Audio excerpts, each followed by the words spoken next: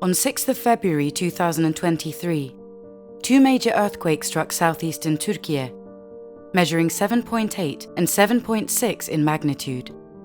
These earthquakes claimed over 60,000 lives in Türkiye and Syria. Tens of thousands of buildings collapsed or suffered severe damage.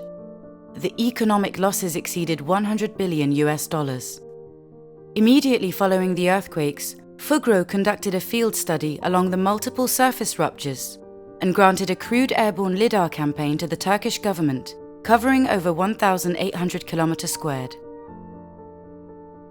The dataset collected from the Lidar campaign was handed over to the Disaster and Emergency Management Presidency for use in the reconstruction efforts.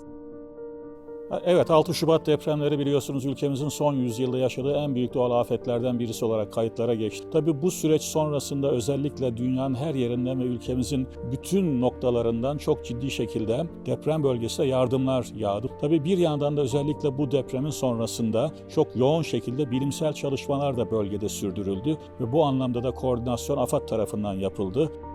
Firstly, Lidar data is currently being actively used for planning in surface rupture zones within the disaster area.